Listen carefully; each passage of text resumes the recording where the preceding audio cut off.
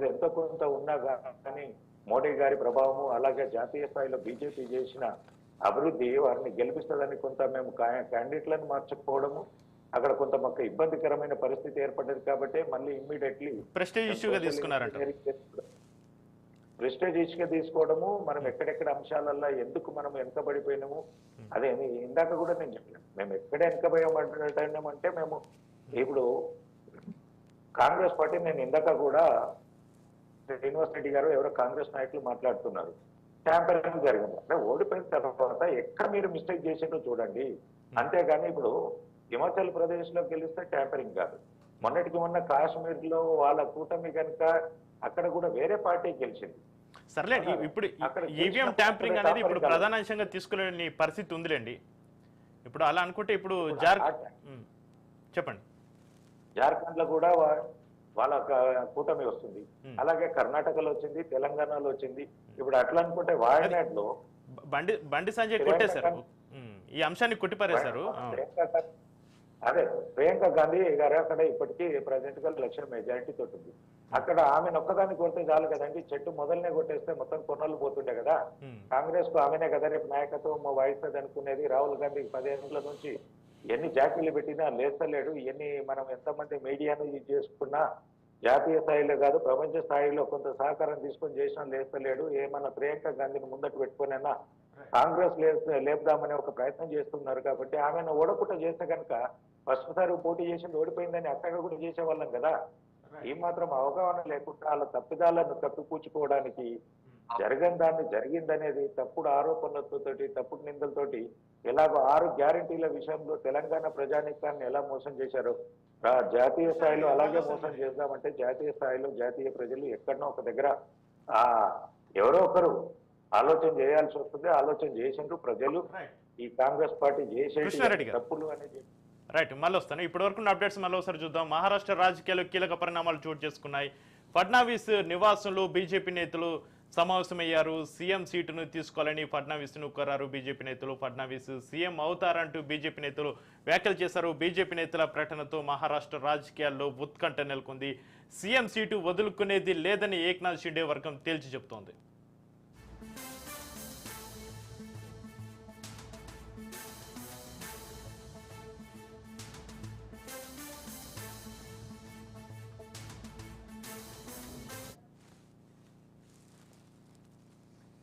Right, డిబేట్ని మళ్ళీ continue చేద్దాం.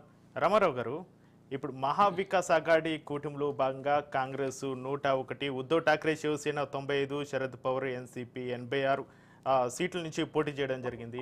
అయితే ఇప్పుడు మీరు చూసుకున్నట్లయితే ఒక 56 ట్రెండింగ్లో ఉన్నారు. ఇక రౌండ్స్ ఇంకా వచ్చినా కూడా పెద్దగా ముందుకు వెళ్ళలేని పరిస్థితి మహారాష్ట్రలో అయితే కనిపిస్తుంది. జార్ఖండ్లో మాత్రం కాంగ్రెస్ అధికంగానే ఉంది. అయితే ఎక్కడ ఫెయిల్యూర్ జరిగింది? ఇక్కడ మీకు చాలా ప్రధాన అంశాలు కూడా ఉన్నాయి. మీరు బీజేపీ అక్కడ ఉన్న బీజేపీ కూటమిని వ్యతిరేకించడానికి ఒకటి మహారాష్ట్రలో వ్యవసాయ సంక్షోభం, ఒకటి రైతుల్లో కొంత అసంతృప్తి ఒకటి ఉంది. విదర్భ లాంటి ప్రాంతాల్లో కూడా ఉల్లి రైతులు ధరలు పెరిగినప్పుడు కేంద్రం ఎగుమతులను నిషేధించడాన్ని రైతులు పెద్ద ఉద్యమం చేశారు. అదొక పాయింట్ మీరు టార్గెట్ చేయొచ్చు. ఇంకొకటి మరాఠీ రిజర్వేషన్స్ అంటే మరాఠీ వర్సెస్ ఓబీసీ, అది కూడా ఒక సెన్సిటివ్ ఇష్యూ ఒకటి నడుస్తుంది. ఇవన్నీ కూడా మీరు టార్గెట్ చేసి ఎందుకు మీరు బలంగా తిప్పికొట్టలేకపోయారు? ఎక్కడ లోపించింది? మొదటగా రాజ్ న్యూస్ ప్రేక్షకులకు, యాజమాన్యానికి, ప్యానెల్లో ఉన్న సభ్యులందరికీ కూడా ధన్యవాదాలు.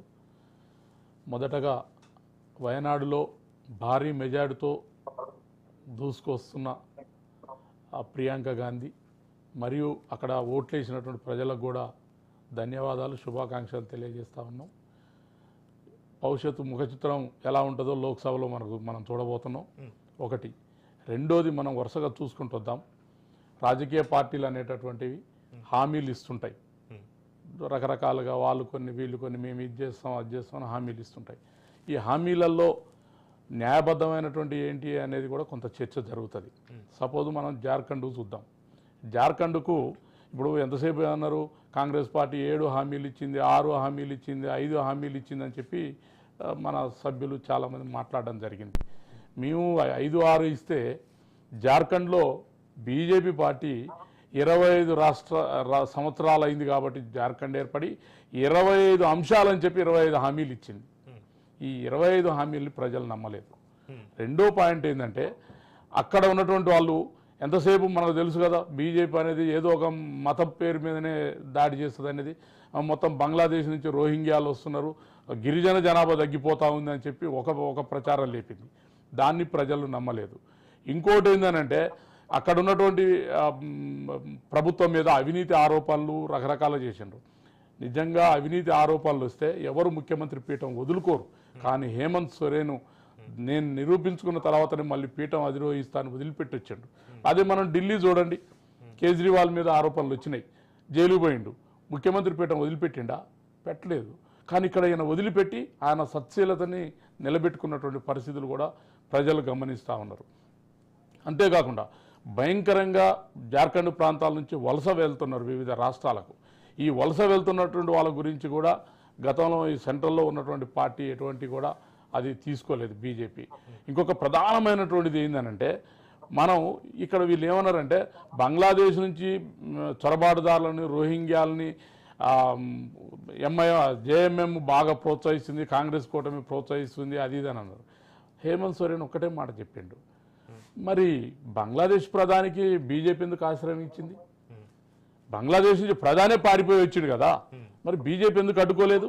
అంటే ఈ వ్యాఖ్యలకు సరైనటువంటి ధీటుగా హేమంత్ సోరెన్ ఇవ్వడం, దాంతో బీజేపీని ప్రజలు ఎవరు నమ్మలేదు.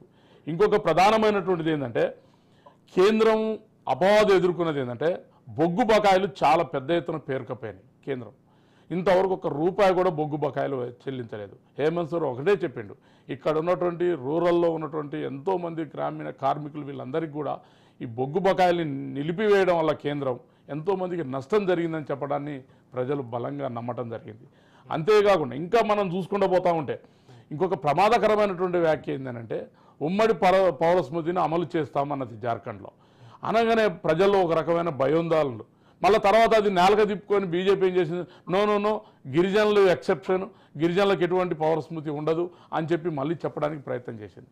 అయితే అప్పుడు ప్రజలు ఏం చేశారంటే అమ్మో ఈ బీజేపీ ప్రమాదకరమైనటువంటి పార్టీ, పుసుకన కాక ఈ రాష్ట్రంలో కాక బీజేపీ వస్తే మాకు ముప్పు వాటిల్తుంది అనేటటువంటిది వాళ్ళు బలంగా నమ్మి దాన్ని కూడా వ్యతిరేకించినటువంటి పరిస్థితులు. ఇంకా కిందాక లక్ష్మణ్ సార్ ఒక